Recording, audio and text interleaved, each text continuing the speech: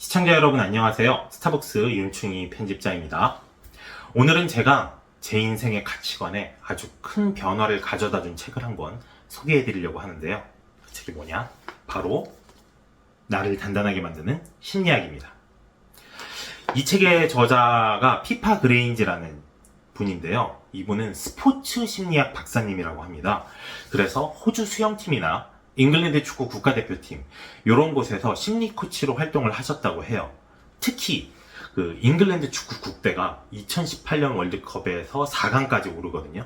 그 4강까지 오르는데 이분이 아주 큰 역할을 했다, 이런 평가를 받고 계시더라고요. 그 데일리 메일에서는 뭐라고까지 이야기를 하냐면 페널티킥의 기적 뒤에 서 있던 여인, 요렇게 이야기를 하더라고요. 이 페널티킥이라는 게 선수들한테 굉장히 심적 부담이 큰 일이거든요. 그런데 그때 피파 그레인지가 있었기 때문에 이분 덕분에 선수들이 심리적 압박을 극복하고 좋은 결과를 낼 수 있었다, 이렇게 이야기를 하더라고요. 그래서 지금은 이분이 과거에 심리 코치로 활동했던 경험을 바탕으로 우리가 삶에서 어떻게 공포를 이겨내고 진정한 성공과 승리를 가져갈 수 있을 것인지, 이 점에 관해서 연구하고 널리 알리는 일을 하고 계시다고 합니다. 즉, 이 나를 단단하게 만드는 심리학, 이 책은요, 피파 그레인지 박사님이 그동안 경험했던 일들과 이를 바탕으로 연구했던 것들을 모두 집대성한 책이다, 이렇게 말씀드릴 수 있을 것 같아요. 제가 이 책이 기존에 제가 가지고 있던 가치관에 많은 변화를 가져다 주었다고 했잖아요. 특히 어떤 가치관이냐? 성공에 관한 가치관에 많은 변화를 가져다 주었습니다. 저도 뭐 성공에 관한 제 나름대로의 생각이 있을 거 아니에요. 그런데 이 책을 읽고 나니까 그 생각들이 뭔가 조금 잘못된 점도 있었구나, 내가 잘못 이해하고 있었던 것들이 있었구나 라는 점을 좀 많이 알려줬어요. 그 중에서도 이제 책에서 뭘 이야기하냐면 우리 사회에 성공에 관한 잘못된 믿음이 6가지가 있다, 이렇게 이야기를 합니다. 그 첫 번째가 패배하면 패배자가 된다. 두 번째, 공포는 최고의 동기부여다. 세 번째, 오직 적자만 생존한다. 네 번째, 우리 편이 아니면 적이다. 다섯 번째, 감정은 실패자들을 위한 것이다. 여섯 번째, 자신을 희생해야 한다. 피파 그레인지 박사님은 이것들이 우리 사회에 퍼져 있는 성공에 관한 잘못된 믿음들이다, 이렇게 생각하면 안 된다, 이렇게 말씀을 하셨거든요. 저는 오늘 이 6가지 중에서 첫 번째, 패배하면 패배자가 된다, 이 잘못된 믿음에 관해서 한번 이야기를 나눠볼까 합니다. 처음 이 문장을 봤을 때 사실 잘 이해가 안 됐어요. 왜냐면은 패배하면 패배자가 되는 거 아닌가, 이렇게 생각을 했거든요. 이 패배자라는 게 사전적 의미가 싸움에 진 사람이라는 뜻이에요. 그러면 뭐 패배했으면 패배자가 돼야지 뭐가 아니야, 이렇게 생각을 했는데 책을 읽고 나니까 이 패배자라는 말하고 패배하는 것 사이에는 미묘한 차이가 있다, 이런 걸 좀 알게 됐습니다. 이때 저한테 딱 떠오르는 영화가 한 편이 있었거든요. 백엔의 사랑이라는 일본 영화예요. 이 영화의 주인공을 맡으신 배우분이 안도 사쿠라라고, 혹시 아실지 모르겠는데 지금은 뭐 세계적인 배우로 거듭난 분입니다. 그 어느 가족이란 영화가 칸 영화제에 진출을 하면서 그때 무슨 얘기를 들었냐면 전 세계의 모든 배우들이 안도 사쿠라를 본받아야 된다, 이런 칭송을 받을 정도로 지금은 뭐 세계적인 배우가 되셨는데, 요 백엔의 사랑을 찍을 때까지만 해도 그 정도는 아니었어요. 그런데 연기를 너무 잘해서 난 이 사람 언젠가 뜰 것 같다, 언젠가 뜰 것 같다 그랬는데 정말 몇 년 안 돼서 빵 뜨신 그런 영화다. 그래서 혹시 관심이 있으시면 한번 보시는 것도 나쁘지 않을 것 같아요. 자, 그러면은 이 백엔의 사랑이란 영화의 줄거리를 좀 간략하게 말씀을 드려야 될 텐데, 이 영화의 주인공은 32살 된 이치코라는 여성분입니다. 이분의 직업은 백수고요. 하는 일이라고는 아침에 일어나서 조카랑 같이 게임하면서 빈둥거리는 거, 이게 전부입니다. 정말 어떻게 보면 한심한 인생이죠. 근데 이 한심하다는 걸 스스로도 알고 있어요. 무슨 일이 있었냐면 여동생이 하나 있는데, 동생이 이제 언니한테 저러고 사니까 그냥 남자친구도 없고 그러지 막 이러고 핀잔을 주는 거예요. 근데 그때 이치코가 뭐라고 대답을 하냐면 괜찮아, 난 여자임을 포기했으니까, 이러고 얘기를 합니다. 이게 무슨 상황이냐면 삶의 희망이 하나도 없는 거예요. 그리고 자존감도 저 밑에 바닥에 떨어져 있고, 그러다 보니까 이제 스스로 뭘 하지도 않고 시도하지도 않고 난 괜찮아, 나 이렇게 쓰레기처럼 살아도 괜찮아, 이렇게 말하는 지경에 이른 거죠. 이런 사람들을 보면 딱 떠오르는 단어가 있죠. 패배자입니다. 이때 이치코는 진짜 패배자 그 자체였어요.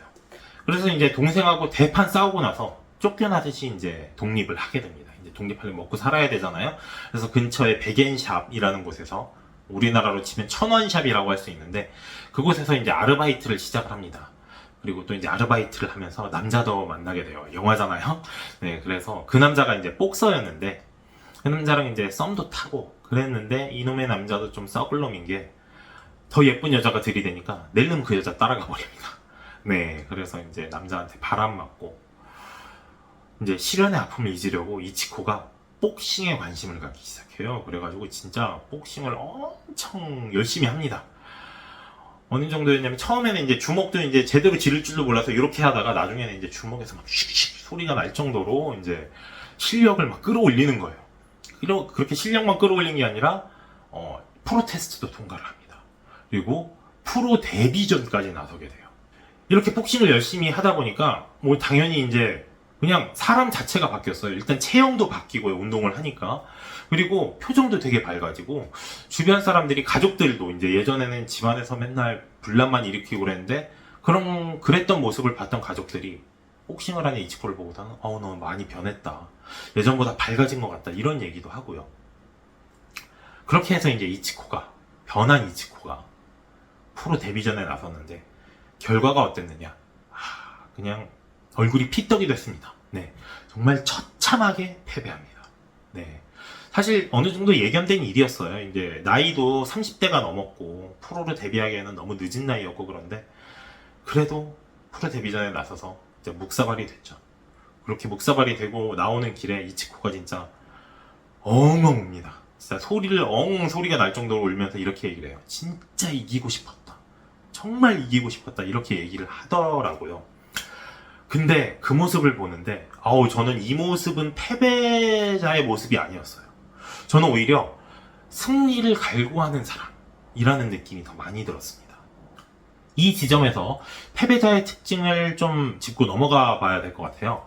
저는 패배자가 오히려 패배랑 거리가 먼 사람이 아닐까 이런 생각이 듭니다.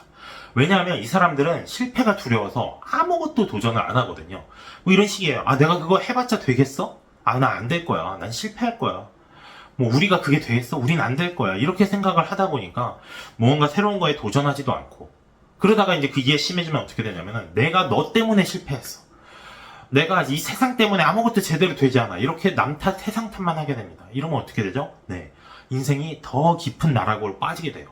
절대 헤어나올 수 없는 나락에 빠져서 진짜 인생이 패배자 그 자체가 되는 길로 빠지게 됩니다. 자, 그러면 패배해본 사람은 이것과 무엇이 다르냐?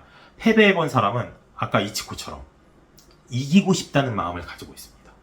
심지어 진짜 그게 너무 강해가지고 막 분해서 울 정도로 엉엉 울면서 진짜 이기고 싶었다고는 내가 진짜 꼭 이기고 싶었다고 이렇게 생각을 하고 그럼 어떻게 되느냐? 다음에 꼭 이기겠다고 다짐을 하게 됩니다. 그러니까 패배했지만 오히려 승리에 더 가까워지는 거죠. 또 이렇게 되죠. 그럼 다음에 이기려면 어떻게 해야 되죠? 네, 지금의 패배를 곱씹게 됩니다. 패배를 절대 두려워하지 않아요. 패배가 두려워서 회피하는 게 아니라 오히려 패배를 마주하고 그걸 분석하기까지 합니다. 왜냐? 그래야 다음에 이길 수 있으니까요. 설령 그 패배가 마지막이었고 다음에 다른 일을 하게 될 수도 있어요. 네. 뭐 영화에서도 이치코도 그 복싱 데뷔전을 마지막으로 복싱은 그만두고 부모님과 함께 이제 도시락 가게를 운영을 하게 되거든요. 그런데 그렇게 되더라도 설령 다른 일을 하더라도 패배의 기억은 그 사람에게 도움이 됩니다. 왜냐하면 아주 힘든 일을 만났을 때 이렇게 생각할 수가 있거든요. 그때 패배했던 거에 비하면 지금 이건 아무것도 아니지. 이 정도 힘든 거? 야, 그때 나 얼굴이 피떡이 됐어. 지금 이건 아무것도 아니야. 이렇게 또 생각을 할 수가 있거든요. 그래서 패배한 사람은 패배를 통해서 마음을 단단하게 끌어올립니다. 그래서 저는 패배한 사람은 패배자와 다르다. 이 말이 어느 정도 좀 이해가 되기 시작을 하더라고요. 책에서는 더 나아가서 이렇게까지 이야기를 합니다. 승리하려면 패배는 필수다. 이 이야기가 왜 나오게 됐냐면은 사실 우리가 뭘 도전해서 성공을 하려면 얼마나 많이 시도를 해야겠어요. 그렇게 하다 보면은 그 와중에 실패를 마주하는 거는 아주 당연한 일이거든요. 그렇기 때문에 승리하려면 패배가 필수이기도 하고요. 또 이렇게 생각해 볼 수도 있어요. 아닌데 나는 도전하자마자 바로 한 번에 성공했는데 뭐 이런 경우도 있거든요. 그런데 한번 생각을 해봅시다. 그렇게 한 번에 성공할 정도로 만만한 도전이 정말 도전일까요? 우리가 그런 거에 도전이라는 이름을 붙이나요? 제가 저 숨쉬기에 성공했어요. 저 숨쉬기에 도전했어요. 이렇게는 말을 안 하잖아요. 예. 도전이란 무릇 시도했을 때 성공하기 어려워야지 도전이란 말이 어울립니다. 그러니까 어떻게 보면 내 한계를 뛰어넘는 일이어야지 도전이 돼요. 근데 그런 일이라면 어떻죠? 예, 당연히 실패를 할 확률이 높습니다. 그 실패를 아주 여러 번 겪을 확률도 높아요. 그런 것들을 시도하고 실패하고 하다가 마침내 성공에 이르렀을 때 우리는 뿌듯하다, 이런 성취감을 얻게 되는 거거든요. 그래서 우리가 진정한 성공을 맞이하려면 실패는 필수다, 이렇게 말을 할 수밖에 없을 것 같아요. 저는 이 부분을 읽으면서 또 이런 생각이 들었습니다. 진정한 승리는 패배를 인정하는 것에서부터 시작한다. 예, 요 생각이 왜 들었냐면은 요 패배와 패배자에 관한 이야기를 읽다가 제 학창시절 이야기가 갑자기 떠오르더라고요. 제 학창시절 이야기를 좀 해드리자면, 제가 학창시절에 공부를 좀 잘했어요. 재수없지만 좀 들어주시고, 공부를 좀 잘했어요. 그래가지고 뭐 전교 5등 안에 드는 성적이었고, 시험 보면 뭐 90점 100점 맞고 이랬기 때문에 저는 제가 공부를 못한다는 생각을 한 번도 안 했거든요. 그런데 고등학교 2학년 1학기 때 엄청난 충격을 받는 일을 겪게 됩니다. 뭐였냐면 모의고사라는 걸 그때 처음 봤는데 수학이 8등급이 나온 거예요. 그래갖고 수학 8등급 받은 얘기를 제가 전에 한번 화영 PD한테 얘기를 했더니 화영 PD가 뭐라 그러냐면 번호를 하나로 다 찍었어요? 그때 뭐 아팠어요? 이러고 얘기를 하더라고요. 그래서 이게 수학 8등급이 진짜 심각한 거긴 하구나, 이거 얼마 전에도 또 깨닫게 됐는데, 일단 그런 성적을 받은 것도 충격이었는데 그 뒤에 더 큰 충격을 받습니다. 뭐였냐면 수학 선생님이 수업에 딱 들어오시더니 니들 수학 3등급보다 더 낮으면 대학 못 간다? 그러니까 3등급 넘은 애들은 다 앞으로 나와, 이렇게 말씀을 하시는 거예요. 앞으로 나갔더니 선생님이 당구대를 가져오셨는데 그 당구대를 똑바로도 아니고 거꾸로 잡고 굵은 쪽으로 풀스윙으로 애들 궁둥이를 때리기 시작하십니다. 예, 한 손이 아니고 양손으로 풀스윙으로. 진짜 아프더라고요. 근데 이제 제 차례가 됐죠. 이제 나갔습니다. 뭐라고 하셨냐면 충이는 수학이 8등급이네? 그러시는 거예요. 그러더니 8등급이니까 3등급에서 5단계 모자르네, 5대 맞자. 그래갖고 제가 5대면 진짜 많이 맞은 축이었거든요. 당구대로 풀스윙으로 5대를 맞는데 진짜 엎드려 있을 수가 없어요. 한 대 맞을 때마다 주저앉는 건 기본이고, 다 먹고 나니까 진짜 하늘이 막 노래지는 그런 정도로 엄청 아팠거든요. 자, 그래서 다음번에 그걸 너무 맞기가 싫은 거예요. 그래가지고 주변에 이제 좀 수학 잘하는 애들한테 물어봤어요. 내가 뭐가 문제인지, 이거 좀 문제 푼 것 좀 같이 봐주면서 좀 알려달라고 해서 물어보고 나서 제가 결론을 내렸습니다. 저는 수학 감각이 좀 모자랐어요. 이렇게 말씀드릴 수 있는데 저한테 수학적 소질이 없었습니다.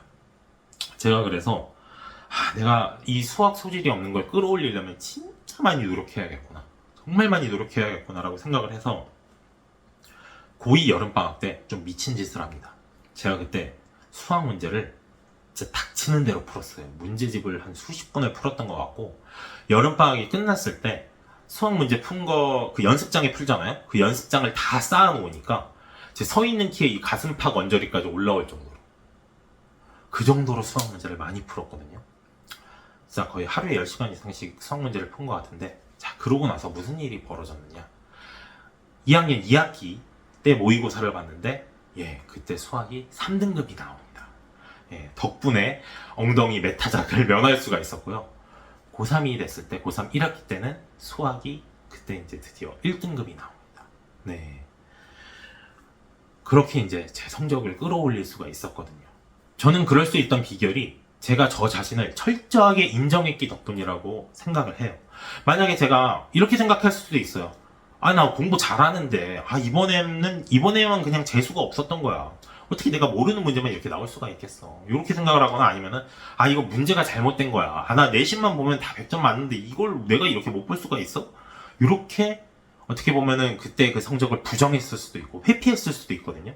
근데 전 그 대신 어떻게 했죠? 내가 수학에 소질이 없구나 라고 생각할 정도로 제 어떤 실패를 아주 철저하게 수용을 합니다. 그 덕분에 저는 제가 수학 성적을 끌어올려야겠다고 생각을 하게 되고, 좀 어떻게 보면 되게 미친 듯한 노력을 하게 되는 계기가 된 거죠. 그 덕분에 수학 성적을 끌어올릴 수 있었다, 이렇게 말씀을 드릴 수 있고, 이렇게 또 얘기를 하니까 제가 그런 계기를 마련할 수 있도록 도와주신 수학 선생님의 당부대가 사랑의 배가 아니었을까 하는 생각도 또 드네요. 네. 자, 그러면 제가 패배를 받아들였던 것처럼 우리도 패배를 겪었을 때, 그걸 마주했을 때 그걸 올바로 받아들이는 방법을 알아야 할 필요가 있잖아요. 요거에 대해서는 나를 단단하게 만드는 심리학 책 51페이지에서 아주 자세하게 설명을 해주고 있습니다. 제가 한번 읽어봐 드릴게요. 패배의 크기는 중요하지 않다. 진정으로 중요한 것은 패배와 실패를 들춰내 다시 평가하고 고민하며 앞으로 나아가는 것이다. 새로운 방향으로 말이다. 이렇게 한다면 실패가 당신의 삶에서 귀중한 경험이 될 것이다. 실패를 통해 아직 준비가 안 되었거나 실력이 충분하지 않은 부분이 어디인지 파악할 수도 있다. 물론 실패하고 그 경험을 곱씹는 일이 쉽거나 유쾌하진 않겠지만 이를 통해서 실패를 유용한 경험으로 바꿀 수 있다. 실패를 대하는 가장 좋은 자세는 실패를 기꺼이 자신의 삶으로 초대하는 것이다. 스포츠팀이 경기 영상을 분석할 때 좋은 코치는 바로 여기에서 내가 망친 거야 라고 말하지 않는다. 좋은 코치는 여기 뭐가 보여? 여기서 내가 어떻게 경기를 했는지 설명해봐. 왜 실수가 나왔다고 생각해? 이런 상황을 다음 경기에서 마주하면 어떻게 하면 좋을까? 라고 말한다. 시도와 실패를 직접 경험하는 것은 미래에 경험할 문제를 미리 해결하고 장애를 극복하는 열쇠다. 멍하게 있으면서 문제나 장애가 생기지 않기만을 바라는 것보다 훨씬 더 효과적으로 삶을 살아가는 방식이다. 일찍 실패할수록, 자주 실패하고 용감하게 맞설수록 삶의 중요한 순간이 왔을 때 마주하게 될 불확실한 상황으로부터 자신을 더 잘 보호할 수 있다. 지금 읽어드린 내용이 패배를 받아들이는 가장 좋은 방법이 아닐까 생각을 해요. 패배를 기꺼이 자기 삶으로 초대하라고 하잖아요. 저는 여기에 더불어서 요거 하나도 또 당부를 드리고 싶습니다. 여러분, 패배를 자신의 일부라고 생각을 하지 마세요. 그러면 자기 자신을 패배자로 인식하게 됩니다. 패배는 그냥 내가 그 일을 패배한 거예요. 그 일을 패배했다고 해서 내가 패배자가 되는 것도 아니고요. 그 일을 패배했다고 해서 내가 패배한 것도 아니에요. 나라는 사람은 온전히 지금 이대로 있습니다. 대신 패배를 이렇게 받아들이세요. 패배는 문제를 해결할 열쇠다. 이렇게 받아들이면은 패배를 통해서 성장하게 됩니다. 그리고 패배에 주눅들지 않게 돼요. 아, 내가 지금 이걸 겪었기 때문에 다음번에는 이 문제를 해결할 가능성이 더 높아졌다. 이렇게 생각하면 패배를 더 긍정적으로 받아들이게 됩니다. 스포티파이라는 기업이 있어요. 세계 1위 음악 스트리밍 서비스 업체인데 이 기업의 CEO인 다니엘 에크가 이런 말을 했다고 합니다. 제가 한번 읽어봐 드릴게요. 우리의 목표는 빠르게 실패하는 것이다. 빨리 실패하면 빨리 배우게 되고 빨리 개선할 수 있다. 우리는 실패를 회피할 방법을 찾을 것이 아니라 실패를 경험하고 빠르게 개선할 방법을 찾아야 한다. 멋있는 말이지 않습니까? 저는 이 말이 지금까지 우리가 이야기했던 것과 많이 연결된다고 생각을 해요. 여러분, 실패를 받아들이세요. 그걸 수용하고 인정하는 순간부터 진정한 승리가 시작이 됩니다. 실패하거나 패배한다고 별 볼 일 없는 인간이 된다고 생각할 필요가 없어요. 근데 안타깝게도 주변에서 그런 걸 그렇게 실패를 들먹이면서 깎아내리고 이런 사람들도 있잖아요. 그런 거 그냥 깔끔하게 무시하시기 바랍니다. 네, 여러분이 실패하거나 패배했다고 해서 별 볼 일 없는 사람이 되는 게 아니에요. 오히려 그렇게 실패했고 패배했기 때문에 우리는 승리에 더 가까워질 수 있게 됩니다. 네, 이것이 우리가 실패와 패배가 선사하는 두려움에서 벗어나는 방법이라고 말씀드릴 수도 있어요. 이걸 두려워하기 시작하잖아요. 아, 나 실패할까봐 무서워, 패배할까봐 무서워, 이렇게 두려워하기 시작하면은 그게 무서워서 아무것도 시도하지 않게 돼요. 하지만 우리가 어떻게 생각하기로 했죠? 아, 실패를 하게 되면 승리에 더 가까워진다. 성공에 더 가까워진다. 이렇게 생각하는 순간 우리는 그걸 두려워하지 않게 됩니다.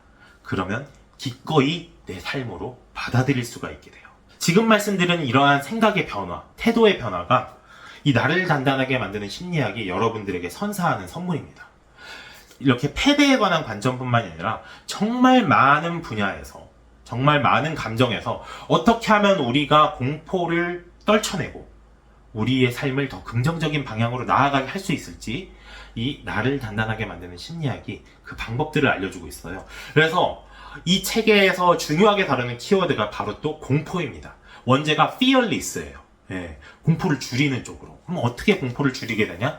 우리가 삶의 태도를 더 긍정적으로 가져갈 때, 즉 실패와 패배를 승리와 성공의 밑바탕으로 가져갈 때 우리는 공포에서 벗어날 수 있고 삶을 더 풍요롭고 행복하게 살아갈 수 있게 됩니다. 저는 이 방법을 여러분들이 책을 통해서 꼭 만나실 수 있으면 좋겠다고 생각을 합니다.